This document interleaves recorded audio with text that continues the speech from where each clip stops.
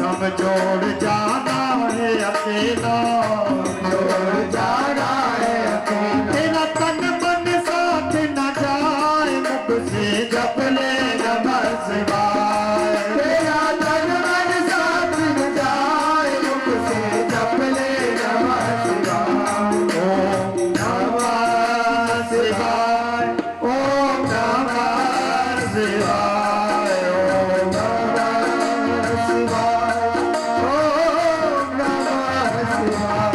मेरा पल पल बीता जाए, मुख से जप ले नमः शिवाय।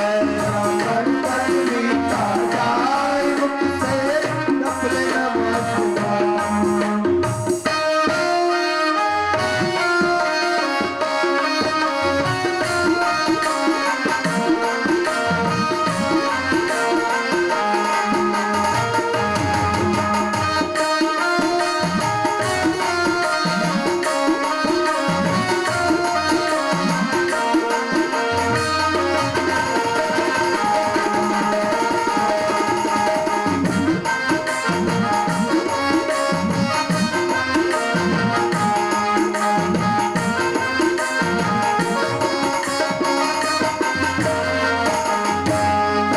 मुसाफिरी जब पूरी होगी, जब पूरी होगी, चलने की मजबूरी होगी, मजबूरी होगी। मुसाफिरी जब पूरी होगी, चलने की मजबूरी होगी, मजबूरी होगी, चलने की मजबूरी होगी। तेरा पिंजरा पड़ा रह जाए, मुख से जप ले नमः शिवाय।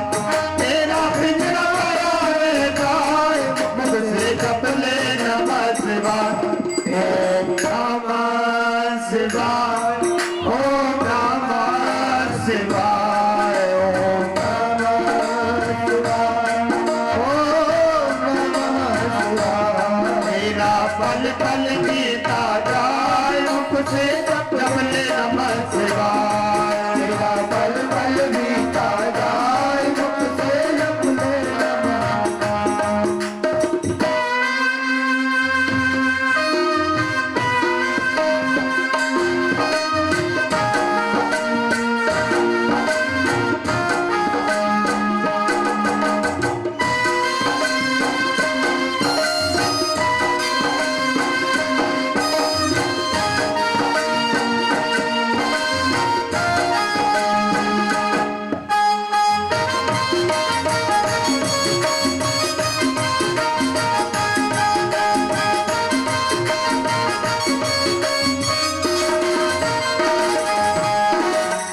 पूजन में मस्त बने जाओ, पूजन में मस्त बने जाओ। भक्ति सुधा रस पान किए जाओ, भक्ति सुधा रस पान किए जाओ। शिव पूजन में मस्त बने जाओ, भक्ति सुधा रस पान किए जाओ। मस्त बने जाओ, भक्ति सुधा रस पान किए जाओ। दर्शन विश्वनाथ के पाए, मुख से जप ले नमः शिवाय। ओ दर्शन विश्वनाथ के पाए, मुख से जप ले नमः शिवाय। ओम नमः शिवाय, ओम नमः शिवाय, ओम नमः शिवाय, ओम नमः शिवाय। मेरा पल पल बीता जाए, मुख से जप ले नमः शिवाय। मेरा पल पल बीता जाए, मुख से जप ले नमः शिवाय। मेरा पल पल बीता जाए, मुख से जप ले नमः शिवाय। मेरा पल पल बीता जाए, मुख से जप ले नमः शिवाय। ओम नमः शिवाय, ओम नमः शिवाय, ओम नमः शिवाय, ओम नमः शिवाय, ओम नमः शिवाय, ओम नमः शिवाय।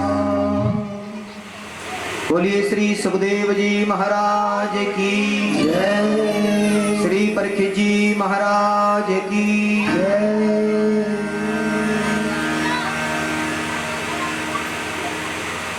और यहीं से प्रारंभ होता है श्री सुखदेव परीक्षित संवाद। बड़ा दिव्य संवाद है। समाधि भाषा में भागवत का ये संवाद बताया है, और जहां जो प्रश्न किया राजा परीक्षित ने, उन्हीं प्रश्नों का जवाब भागवत माला के माध्यम से दिया है। तो क्रम और श्रृंखला भिन्न भिन्न प्रकार से है, ये हमें समझना है। जहां जो प्रश्न पूछ लिया उसी को कथा के रूप में सुनाया है और समर्पित कर दिया है। आचार्य सुखदेव से प्रथम प्रश्न है राजा परीक्षित का, प्रभु एक बात बताइए कि मन को बस में आखिर कैसे किया जाए। मेरा मन मेरे बस में नहीं है, और मन तो बड़ा विचित्र यान बताया है, ये लगता ही नहीं, ये मन है कि मानता ही नहीं, न जाने क्या क्या करता है। का राजन, जितासनो जित श्वासो जित संगो जितेन्द्रियो स्थूले भगवतो रूपे मनः संधारये धिया। मन को बस में करने के लिए पहले आसन को जीतना चाहिए। देर तक आसन पर बैठना, भोर में जल्दी जागना, आसन प्राणायाम प्रत्याहार यम नियम ये सब साधन, और भगवत भजन के साथ साथ ब्रह्मरंध्र की शुद्धि के लिए, चित्त की शुद्धि के लिए साधना का होना, प्राणायाम का होना, ये सब बहुत अनिवार्य है। और जित श्वासो जित संगो, श्वास पर विजय प्राप्ति के लिए जल्दी जागें, उसके बाद में संग पर विजय प्राप्ति करें। हमारा संग कैसा है ये देखना होगा, क्योंकि कुसंग के रंग की परत जो है वो बहुत जल्दी चढ़ जाती है। इसलिए हमें देखना है हमारा संग कैसा है, और संग का जो रंग है वो बहुत जल्दी चढ़ता है। इंद्रियों पर विजय प्राप्ति के लिए जीव पर संयम बरतना, क्योंकि जीव जो है वो बड़े बड़े माल पकवान मांगती है। जितेंद्रिय, और इंद्रियों में सबसे खतरनाक है जीव, ये न जाने क्या क्या खाने को मांगती है, और जैसा खाओगे अन्न वैसा होगा मन। तो भोजन पर संयम बरतना, इंद्रियों पर संयम बरतना। स्थूले भगवते रूप मन संदार ये दिया, यानी भगवान के हंसते हुए मुखकमल का दर्शन करना चाहिए। मुस्कुराते हुए भगवान के मुखकमल के दर्शन करें। क्यों? क्योंकि जो जीवन में मुस्कुराया नहीं करते वो किसी को कभी अपना बनाया नहीं करते। इसलिए भगवान गीता में कहते हैं कि अहिर्निश मुस्कुराते रहो, यही मेरी सर्वोत्तम भक्ति है। तो मुस्कुराना भी आना चाहिए और मुस्कुराते रहना चाहिए। विषम से विषम परिस्थितियों में मुस्कुराहट ना जाए, यह प्रयास किया जाए। एक बार प्रेम से बोलिए राधे राधे। और भोर में उठते ही सबसे पहले अपने हाथों के दर्शन करें, क्योंकि हाथों में सब कुछ समाया हुआ है। और भोर में सबसे पहले जगते ही, आंखें खोलते ही अपने हाथों को आगे लाएं और उनके दर्शन करें। ऐसा नियम है, लेकिन जनमानस का नियम कुछ अलग ही हो रहा है, बदल गया है। जमाने का अपना स्वभाव, जमाने का अपना प्रभाव। जगते बाद में है, पहले चादर से मुंह बाद में निकालते हैं। और मैं प्राय हर साल बोल के जाता हूँ, सबसे पहले चाय के लिए आवाज लग जाती है। चाय बन गई क्या? हाँ, क्योंकि पुराने समय में तो ये नियम था कि प्रभाते कर दर्शनम, लेकिन आजकल प्रभाते कर दर्शनम नहीं, प्रभाते कप दर्शनम हो रहा है। हाथों के दर्शन नहीं, पहले कप का दर्शन होता है जगते। हाँ, तो मैं तो प्राय इसका विरोध करता रहा हूँ, क्योंकि मैं तो स्वयं कभी चाय पान करता नहीं हूँ। इसीलिए ऐसा नहीं कि मैं नहीं करता हूँ, आप करते हैं, आप नहीं करें। वैसे नियम यह है कि नहीं करना चाहिए, क्योंकि ये ठीक नहीं है। एक बार प्रेम से बोलिए राधे राधे। संघ सर्वात्मना परत्यज्य। और मदालसा की एक कथा को सुनाया। मदालसा अलर्क नाम के बेटे को लास्ट में एक तावीज में कुछ लिख के भेजती है। तो अलर्क ने कहा, माँ हमारे सभी भाइयों को आपने ऐसे तावीज पहनाए, इसमें क्या लिखा है? तो मदालसा ने कहा, बेटा जब जीवन में घोर संकट में फंस जाओ, घोर संकट जब आए तो ये खोल के पढ़ लेना, ये माँ के शब्द हैं।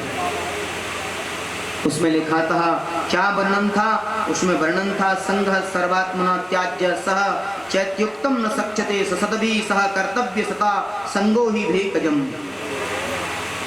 कामः सर्वात्मना हेयो हातु चे चक्षते न सह मुमुक्षाम प्रतिकार सेवतश्यामी भेखजम। यानी हमें सबसे पहले अपने संग को त्यागना होगा, तो संग को त्यागना होगा। और जीवन में अगर हमारा संग ठीक है तो हमारा जीवन ठीक है, और यही जीवन का सार है।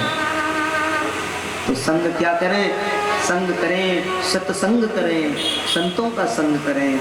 और ये जीवन में आपको मिल रहा है, ये हरि की महती कृपा है। और जीव को भगवान नाम का आश्रय लेना चाहिए। और सृष्टि प्रकरण की कथा को बड़े मनोभाव से सुनाया है। परमात्मा की सत्ता का परिचय दिया है। ईश्वर की ये सत्ता क्या है, संसार को क्यों बनाया। और एक बार पर ब्रह्म के मन में विचार आया कि मैं एक से एक अनेक हो जाऊं। और सबसे पहले ब्रह्म, पर ब्रह्म, नार माने जल और अयन माने मकान। सबसे पहले परब्रह्म की नाभि से कमल तंतु का उत्पन्न हुआ है, और कमल तंतु से ब्रह्मा जी का प्रागट हुआ। और ब्रह्मा जी अपना परीक्षण कर रहे हैं, विचार करते हैं, मैं कौन हूँ, कहाँ से आया हूँ। स्पर्श से तु यत् षोडश में कविंसम निष्किंचना नाम नृपम यद धनुम विदो। ब्रह्मा जी बार बार आदान प्रदान में लगे हुए हैं। और दो शब्द सुनाई पड़े हैं, ता और पा, यानी तब करोगे तो मालूम पड़ेगा, तपस्या के माध्यम से मालूम होगा। ब्रह्मा को सृष्टि विस्तार का आदेश दे दिया, जिसमें 5 तत्वों से निर्मित संसार, जिससे चींटी भी बनी है, हाथी भी बना है, और 5 तत्वों से ये मनुष्य भी बना है। और आखिर में ये मनुष्य पंच तत्व में ही विलीन हो जाता है। यथा महांत भूतानि भूते स्वच्छा बचे स्वनु प्रविष्टान प्रविष्टान तथा तेसो तेसो न ते सबहं क्षति जल पावक क्षिति जल पावक गगन समीरा पंच तत्व सो अधम शरीरा पंच गगन समीरा पंच तत्व ये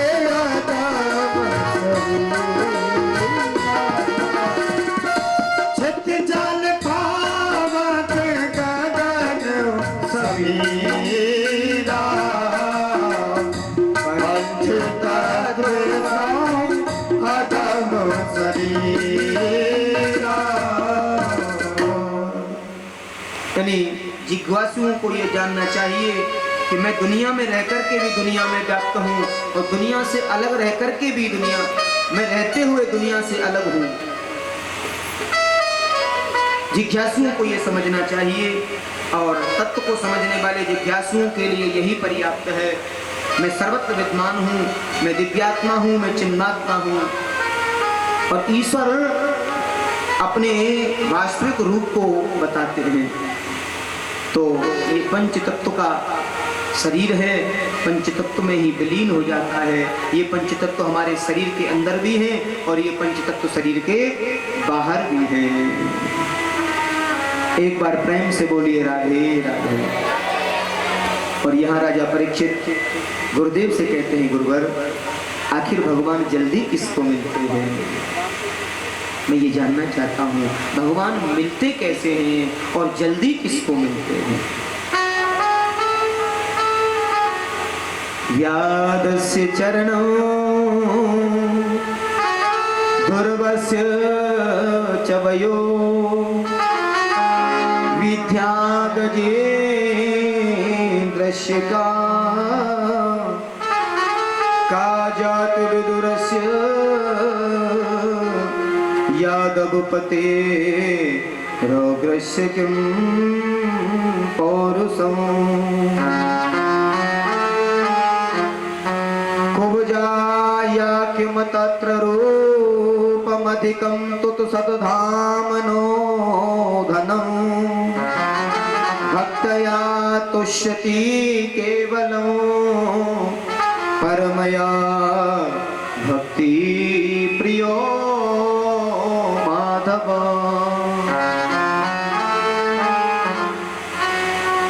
परीक्षित कहते हैं गुरुवर 5-5 बार स्नान करने वाले व्यक्ति को भगवान जल्दी मिलते होंगे।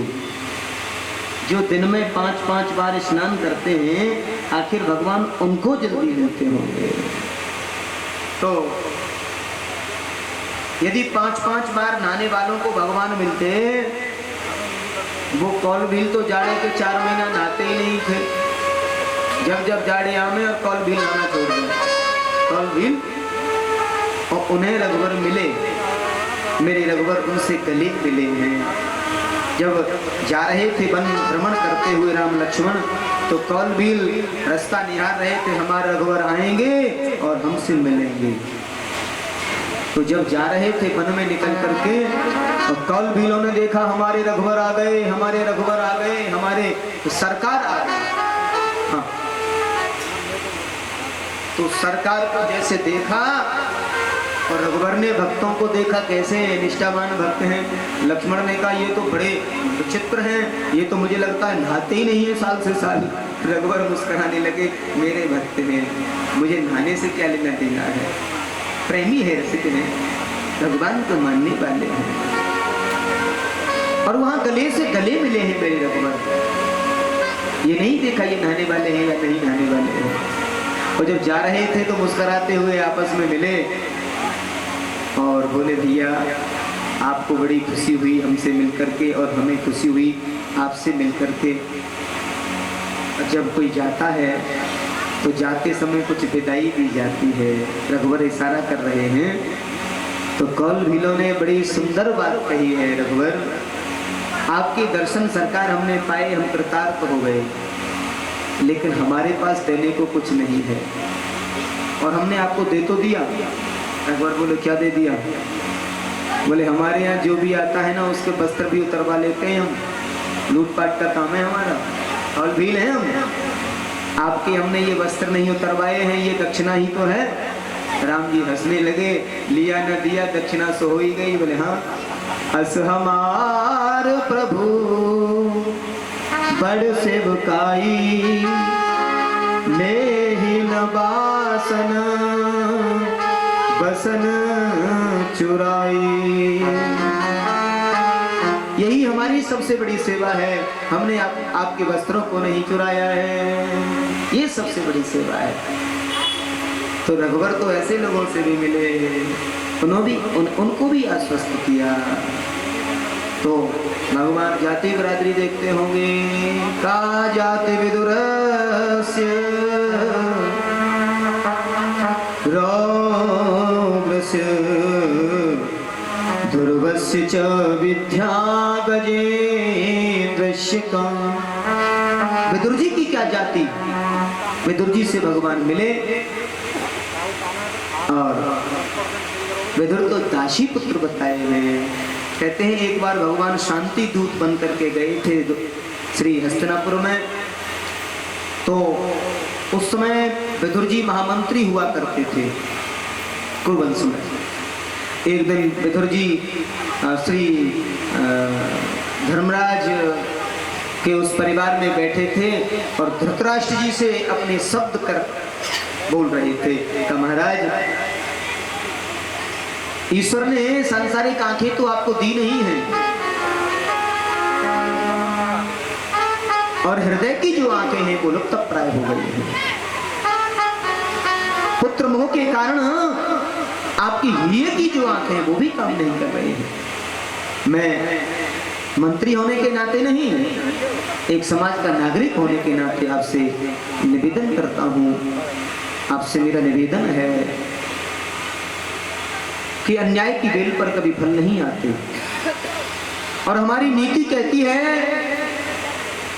कि किसी राष्ट्र में एक प्रांत के होने से अगर पूरा राष्ट्र नाश के कागार पर जा रहा हो तो उस राष्ट्र को उस प्रांत को त्याग देना चाहिए। और उस प्रांत में एक किसी नगर या महानगर के गलत होने से वो प्रांत नाश के कागार पर जा रहा हो तो उस नगर या महानगर को त्याग देना चाहिए। उस नगर या महानगर में कोई गांव ऐसा हो जिसके कारण पूरा नगर या महानगर नष्ट के कागार पर जा रहा हो तो उस गांव को त्याग देना चाहिए। उस गांव में ऐसा कोई परिवार हो जिसके कारण पूरा गांव नष्ट के कागार पर जा रहा हो, उस परिवार को त्याग देना चाहिए। और उस परिवार में ऐसा कोई व्यक्ति हो जिस एक व्यक्ति के कारण पूरा परिवार नष्ट हो रहा हो, उस व्यक्ति को छोड़ देना चाहिए।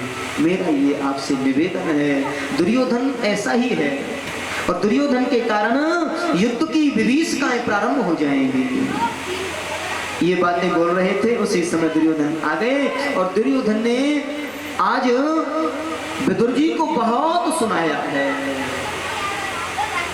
क्यों दासी पुत्र हमारे ही विरुद्ध हमारे पिताजी को भड़काते हो?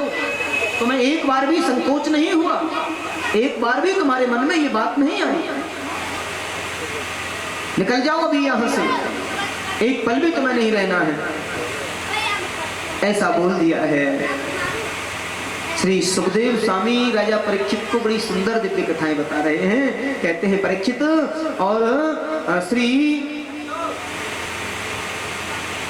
विदुर जी उसी समय अपने महामंत्री पद से इस्तीफा दे देते हैं और वन में जाके भजन कर रहे हैं। मालूम हुआ कि आज द्वारकाधीश शांति दूत बन के आ रहे हैं तो विदुरानी ने बड़ा भाव प्रकट किया है। देखो जैसे तैसे आज मालूम पड़ी है कि द्वारकाधीश आ रहे हैं। आजकल हमारे पद में महामंत्री पद तो हमारे पास में है नहीं,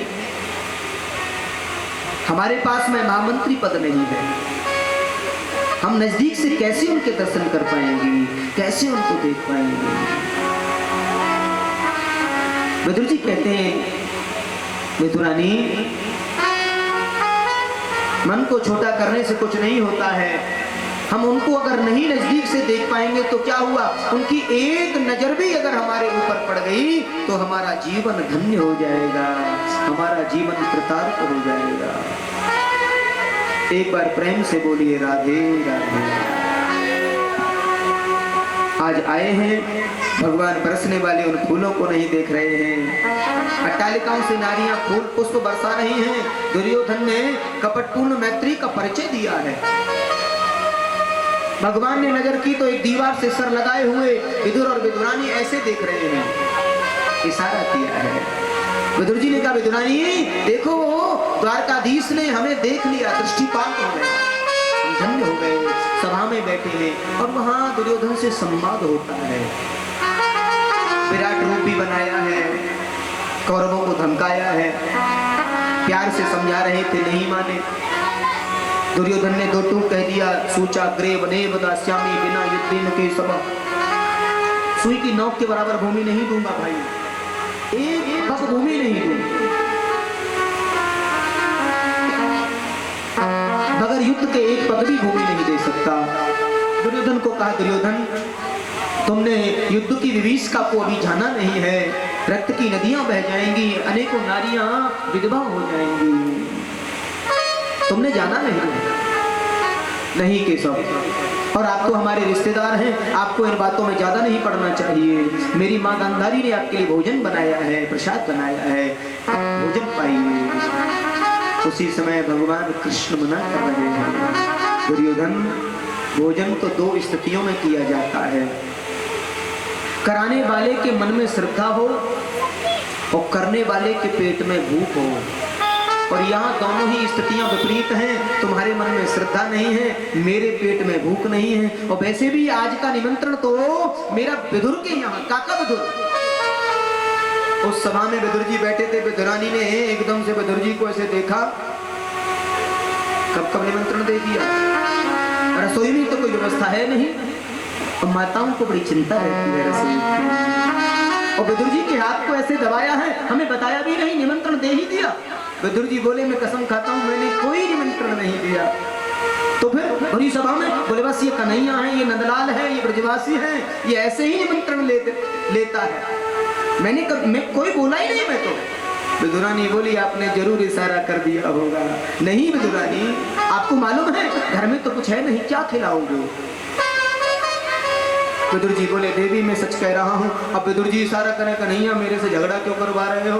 बड़ी सभा में इशारा है भक्त भगवान का, और भगवान ने इशारा कर दिया बैठ जाओ। विदुर जी बैठ गए। बोले विदुरानी जबरदस्ती हो रही है, देख रही हो, मैंने कोई निमंत्रण थोड़ी दिया, मैं तुम्हारे सामने मना करूं? विदुरानी बोली मना मत करिए। अब जब बोल ही दिया है बड़ी सभा में, देखा हमारा कितना सम्मान बनाया है, चलिए कुछ व्यवस्था में लगते हैं। तो विदुर विदुरानी वहां से आए हैं। दुर्योधन कहता जिसके पास स्वयं को खाने को नहीं है वो तुम्हें क्या खिलाएगा? भगवान कहते हैं जिसने बुलाया है वो अवश्य ही खिलाएगा। एक बार प्रेम से बोलिए राधे राधे। और एक बात जरूर है, जैसे भक्त भगवान के मंदिर में जाते हैं ना चरण पादुका उतार करके, वैसे ही भगवान के लिए भक्त का घर भी मंदिर से समान होता है। भगवान चरण पादुका उतार के आए हैं। विदुरानी ने चौका लगाया है गाय के गोबर से, और कदली के खम्भ लगाए हैं, अपनी पर्णकुटी को सजाया है। आज हमारे कृष्ण आएंगे, हमारे सरकार आएंगे, हमारे लाल आएंगे। विदुर जी गोप बजरियों में गए हैं, तुम्हें मालूम नहीं, उन्हें माखन मिश्री खाने की आदत है। मेरे घर में तो कुछ है नहीं। विदुरानी जल्दी जल्दी स्नान बना रही थी, और तब तक तो गोपाल पहुंच गए। काकी जी दरवाजा खोलो। और विदुरानी वस्त्र बदलना भूल गई। ये तो मेरे लाल की सी आवाज है, मेरे लाला की सी आवाज है, और अंग वस्त्र बदलना ही भूल गई। और एकदम से दौड़ी है, दरवाजा खोला है, और भगवान ने देखा कि काकी तो प्रेम में ऐसी पागल हो रही हैं। अपना दुपट्टा लिया है और काकी को उड़ा दिया है। काकी आपने वस्त्र नहीं पहने हैं। एकदम से दुपट्टा उड़ा है। आओ लालन आओ। पूरे घर में घुमा दिया है। एक पटला पड़ा है उल्टा, उस पर बिठा दिया है। न बैठने वाले को पता, न बिठाने वाले को पता। और बैठते ही काकी जी हमें भूख लग रही है। लाला तुम्हारे काका जी आते ही होंगे, बस थोड़ी देर। कब आए काका जी? भूख तो अब लग रही है। एकदम से मन में बड़ा द्रविभाव है। हे कदली के वृक्षों, मैं आपको रोज जल देती हूँ, आज मेरी परीक्षा का समय है। कैसे भी तुम अगर मुझे तैयार मिलते हैं तो मैं लाल की भूख को मिटा सकती हूँ। आज नंदलाल मेरे से मांग के खाए हैं, उनको बड़ी जोर से भूख लग रही है। लालन आप बैठिए, थोड़ी देर मैं अभी आई। और जैसे ही गई तो कदली के पेड़ों को देखा, एकदम से पके हुए फल लटके हुए हैं। मन में बड़ा धैर्य धारण करती हैं, और कदली के केले के फल लाई हैं, और ऐसे प्रेम में पागल हैं, गिरी फेंक देती हैं और छिलका भगवान को खिला रही हैं। न खाने वाले को पता है, न खिलाने वाले को पता है। विधुर घर पावना आज हरि आए, आज हरि आए। विदुर घर पावड़ा आज हरि आए।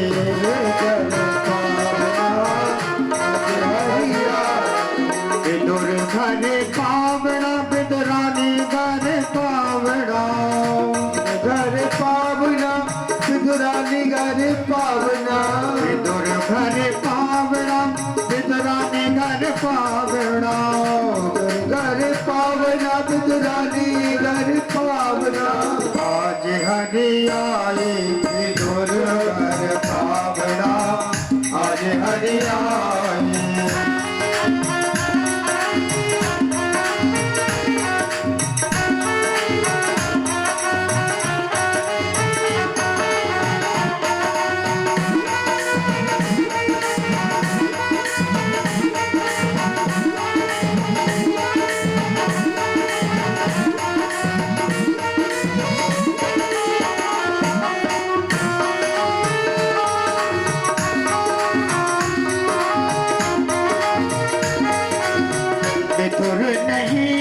घर थी बिदरानी, नहीं घर थी बिदरानी, आवत देखे सारंग प्राणी, आवत देखे सारंग प्राणी, भूली देह नहीं आवे चिंता, नहीं आवे चिंता, भोजन कहाँ जगा बुढ़ा, आज हरियाई विदुर घर पावड़ा, आज हरियाई विदुर घर पावड़ा, विदुरानी घर पावड़ा, पावड़ा विदुरानी घर पावड़ा, विदुर घर पावड़ा, विदुरानी घर पावड़ा, आज हरियाई विदुर घर पावड़ा, आज हरियाई।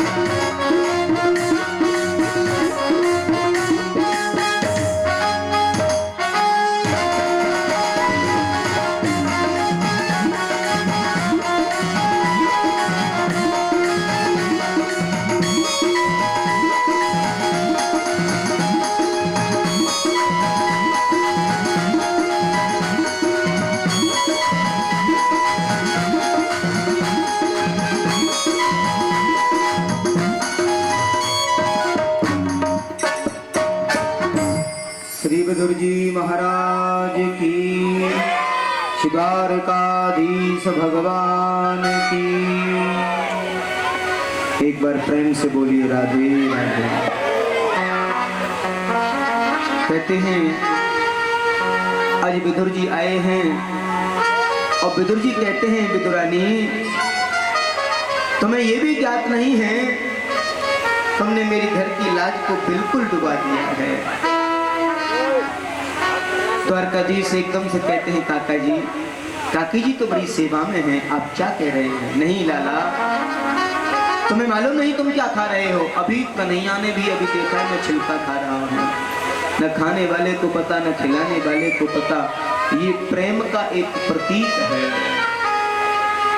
रूखा सूखा जो भी प्राप्त होता है और प्रेम से अगर समर्पित किया है तो मालूम नहीं होता है। संतों ने बड़े भाव दिए हैं। लड्डू देने लगे मना कर रहे हैं, अब मन नहीं है, खाओ तो सही, जबरदस्ती दिया है। भाव का भूखा हूं मैं, भाव ही बस सार है, जो भाव से बजता मुझे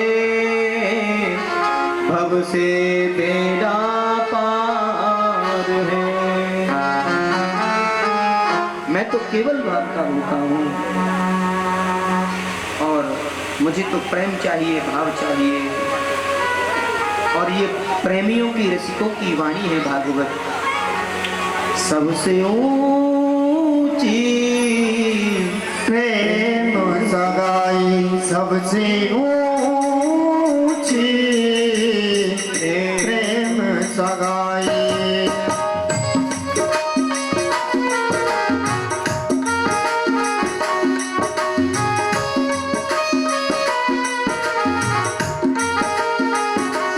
सबसे ऊंची प्रेम सगाई, प्रेम सगाई। दुर्योधन की मेवा त्यागी, दुर्योधन की मेवा त्यागी, दुर्योधन की मेवा त्यागी, सागे में दौड़ कर खाई। सबसे ऊंची प्रेम सगाई, प्रेम सगाई, प्रेम सगाई।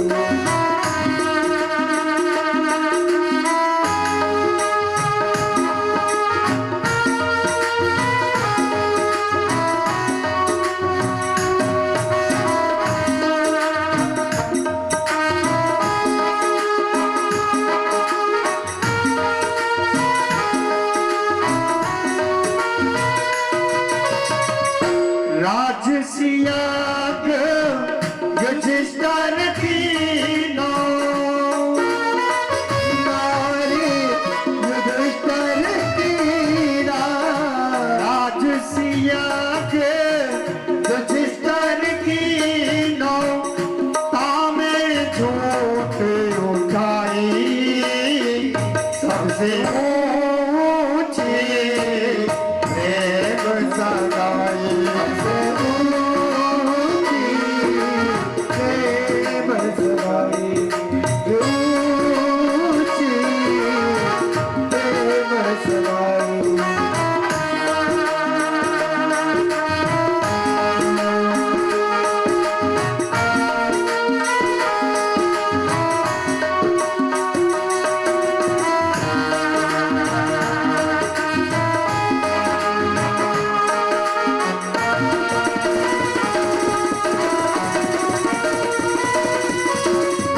प्रेम के बस अरे जन लते क्यों, प्रेम के बस अरे जन लते प्रेम के बस अरे जन लते क्यों, भूल गए कपूर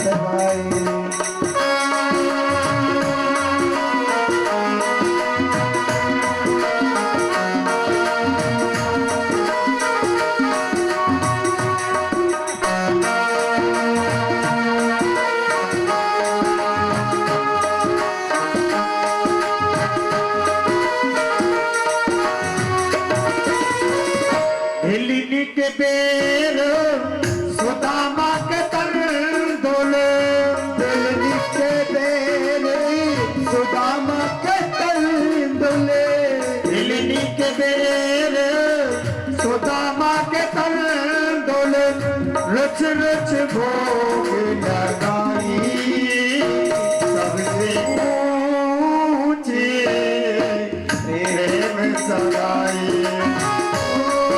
ऊंची प्रेम सगाई सबसे ऊंची प्रेम सगाई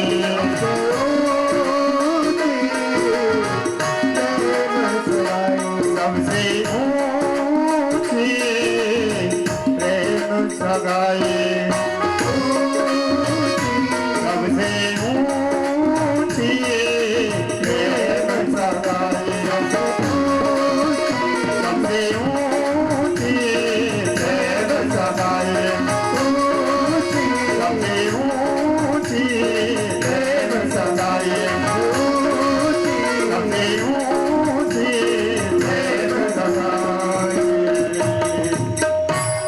श्री वृंदावन बिहारी लाल की जय। ऐसी प्रेम की गाथा को गाया है आचार्य सुखदेव। कहते हैं राजा परीक्षित, कहने का भाव स्पष्ट है, परमात्मा तो केवल प्रेम के भूखे हैं, भाव के भूखे हैं। प्रभु ने उद्धव को कहा, उद्धव आज मुझे अपने विदुर की याद आ रही है। तुम जा रहे हो और जहां भी मेरे विदुर तुम्हें मिले तो मेरा कुशल क्षेम कहना। अब देखिए, सारी दुनिया ईश्वर को याद करती है, ईश्वर अपने ऐसे लाडले भक्त को याद कर रहे हैं जिन्होंने केवल जीवन में प्रेम ही सीखा है। तो प्रेम का ये प्रतीक है, भगवान स्वयं जिनकी याद कर रहे हैं। उद्धव का कंठ एकदम से अवरुद्ध हो जाता है और सरस्वती नदी के किनारे विदुर जी से मिलना हुआ है, सत्संग किया है। दोनों की स्थिति बड़ी विचित्र है।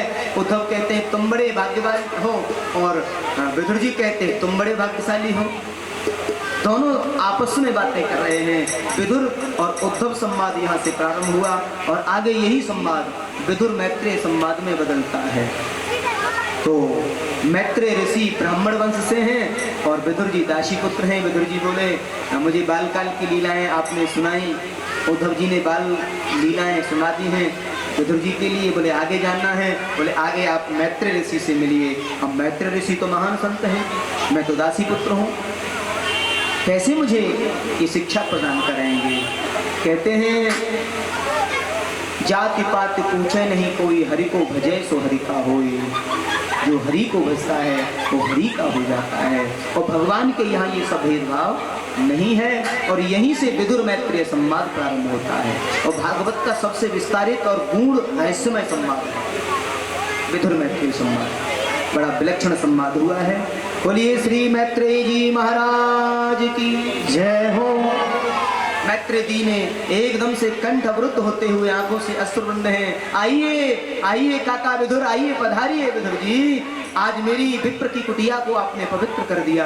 आज विदुर जी की आंखों से आंसू नहीं रुक रहे हैं। जिस विप्र के लिए मैं क्या क्या सोच रहा था, ऐसे महान है क्योंकि ये कृष्ण प्रेम के रसे बचे हुए, कृष्ण प्रेम में ऐसे रहते हैं तो कृष्ण के भक्त हैं, प्रेमी है, रसिक हैं। और रसिकों के लिए कहते हैं जहाँ प्रेम होता है वहाँ नेम नहीं होता है। और प्रेम में नेम नहीं बताया है, जी हम ये नहीं खाते। और कोई प्रेमी होता है ना, वो जबरदस्ती खिला देता है, खाइए। ये प्रेम का प्रतीक है। इसीलिए प्रेम जगत में सार और कोई सार नहीं। जीवन में अगर कुछ करना है तो केवल प्रेम का पाठ हमें पढ़ना होगा और इस कथा से ये निश्चित शिक्षा मिलती है। आगे सुखदेव स्वामी राजा परीक्षित को मैत्रेय और विदुर संवाद की कथा सुना रहे हैं और कल आपको ये संवाद सुनेंगे। अनेकों संवादों के साथ 12 भगवान की कथा आप सुनेंगे।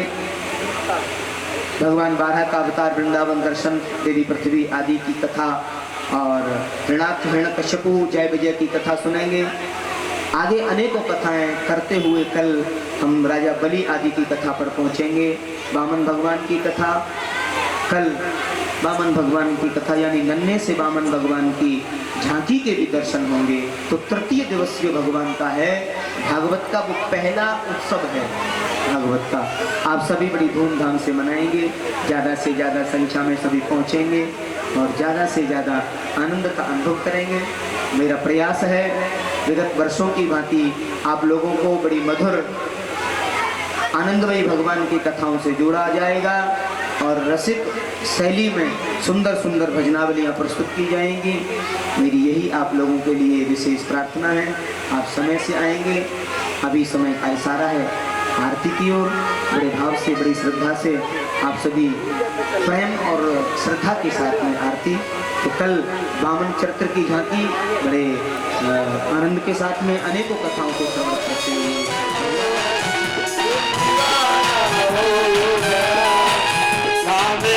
सूरत पे मोहन दिल दीवाना हो गया।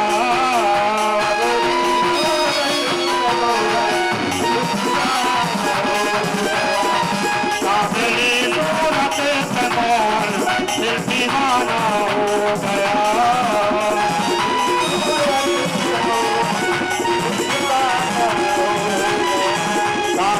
सूरत पे मोहन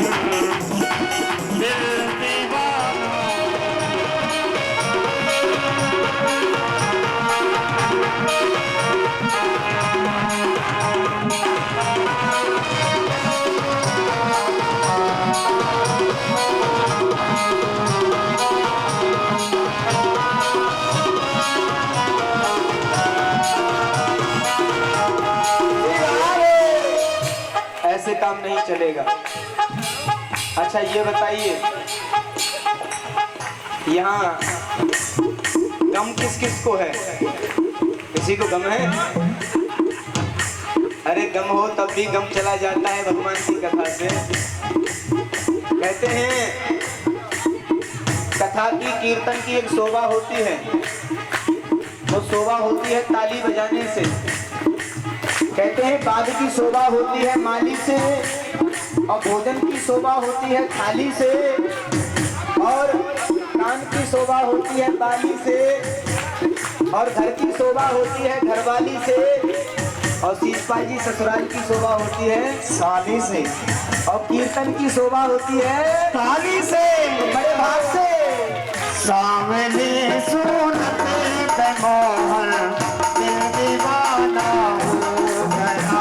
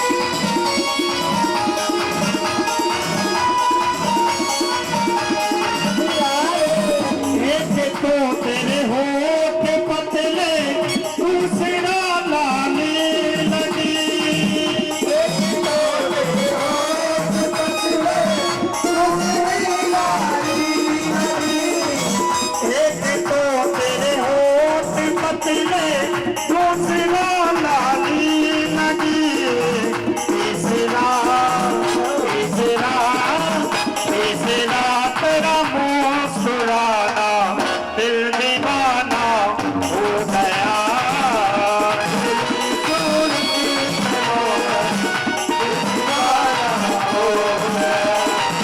सावली सूरते पे मोहन दिल दीवाना हो गया